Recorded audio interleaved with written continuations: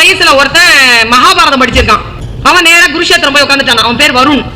போய் உட்காந்துட்டு அந்த மண்ணை தடவி பார்த்துட்டே இருந்தானா. ஒரு காவி உடை அடிந்த ஒருத்தர் வந்தாராம். வந்து சொன்னாரா, என்ன பண்ற? இங்கதானே போர் நடந்தது, அதை பாக்குறேன். நானா போர் நடந்ததா? யாருக்கும் யாருக்கும் நடந்தது போர்? அந்த பையன் சொன்னா, பாண்டவருக்கும் யாருக்கு நடந்தது? கௌரவர்களுக்கும் நடந்தது. அவன் சொன்னா, இல்ல. குரு சொன்னாரா, இல்ல, பாண்டவருக்கும் கௌரவர்களுக்கும் நடக்கல. யாருக்கும் யாருக்கும் போர்னு தெரியலனா உன்னால் மகாபாரதத்தை புரிந்து கொள்ள முடியாது. அவன் சொன்னா, அப்படிதானே, பஞ்ச பாண்டவர்களுக்கும் கௌரவர்களுக்கும் நடந்தது தானே, அது இல்லங்கிறார் அவரு.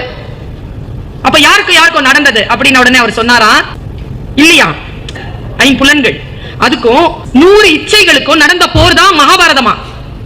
பாருங்களேன், இப்போ இந்த ஐம்புலன்கள் இருக்குல்ல, the maximum, the beautiful phenomena under the sky is your body. Wonderful phenomena, wonderful phenomena.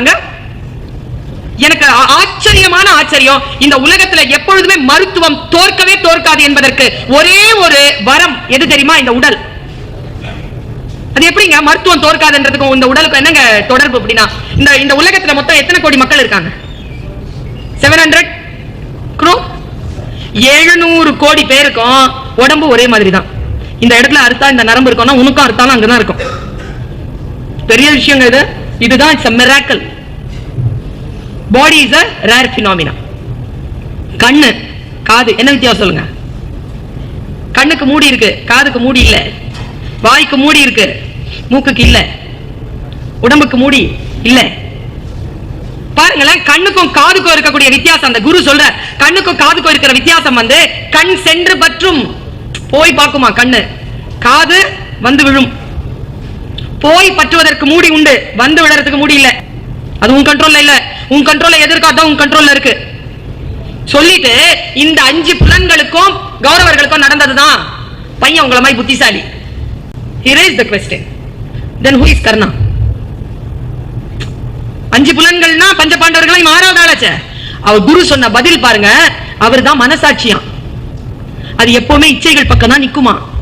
ஆனா நான் ஏன் அப்படி இருக்கலாம் தெரியுமா அப்படின்ட்டு காரணத்தை சொல்லுமா. நான் ஏன் குடிக்கிறேன் தெரியுமா, நான் ஏன் கோமா கெட்ட வார்த்தை பேசுறேன் தெரியுமா அப்படின்ட்டு அது காரணங்களை சொல்லுமா. அதுக்கு பேர் தான் மனசாட்சியம். அதான் கர்ணனா. அடுத்து ஒரு கொஸ்டின் கேட்டான் பாருங்க. இப்ப இதை மட்டும் புரிஞ்சுக்கோங்க. நீங்க உள்ள வரும்போது வேற, வெளியில போகும்போது வேற மாறிடுவீங்க.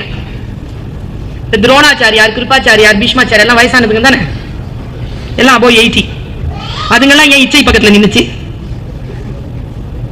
அப்படின்னா வயசாயிடுச்சுங்கிற காரணத்தாலேயே அவர்கள் எல்லாம் இச்சைகளை துறந்த ஞானிகளாக ஒருபோதும் அவர்களால் மாற முடியாது என்பதனை சொல்லுவதற்காகத்தான் வயதானவர்களை கொண்டு போய் அங்க நிறுத்தினானா. இதுல அடுத்த கேள்விதான் சூப்பர். அப்போ who is கிருஷ்ணா? அவரையே டிரைவரா வச்சார். He is a driver இல்லையா? பார்த்த சாரதி. பார்த்தன்னா அர்ஜுனன், அர்ஜுனனுக்கு driver. He is a driver. ஏன் டிரைவரா வச்சானா, கடவுள் என்பவன் அறம் சார்ந்தவன். கடவுள் என்கின்ற அந்த கோட்பாட்டை உன் 5 புலன்களும் இச்சைக்கு பக்கத்தில் போக முடியாதபடிக்கு அதை கண்ட்ரோல் பண்ற டிரைவரா இந்த கிருஷ்ணனை வைத்துக் கொண்டால் இச்சைகளை ஜெயிக்கலாம் என்பதற்காக தான் கிருஷ்ணனை வச்சான்னு சொன்னா பாருங்க. உங்க வயசு பையங்க மகாபாரதத்திற்கு கொடுத்த விளக்கம் இதுவரைக்கும் யாரும் கொடுக்காத விளக்கத்தை மகாபாரதத்திற்காக ஒரு இளைஞன் கொடுத்து விட்டு அப்படி போயிட்டான். 1000 பேர் வந்தாலும் இதை தாங்க முடியலையே. எனக்கு புதிய டைமென்ஷன் கிடைச்ச ஒரு இடங்க. டீச்சர்ஸ் நான் சொல்றேங்க, நாம் கற்ற கல்விதான் ஞானம் என்று நாம் நினைக்கிறோம். நம்மிடத்தில் பாடம் படிக்க வருகின்ற குழந்தைகள் நமக்கு குருமார்களாக மாறுகிறார். பல விஷயங்களை அவர்கள் அடுத்தடுத்த கட்டத்திற்கு உயர்கின்ற பொழுது நாம் ஏதோ ஒரு இடத்தில் நின்று விட்டோமோ, அவர்கள் வளர்ந்து கொண்டே இருக்கிறார்கள் என்று பார்க்கின்ற பொழுது நாம் அவர்களுக்கு கீழே போகின்ற சூழல் வருகிறது. நான் ஒரு ஆசிரியராக பல நிலைகளில் அப்படி உணர்ந்திருக்கிறேன்.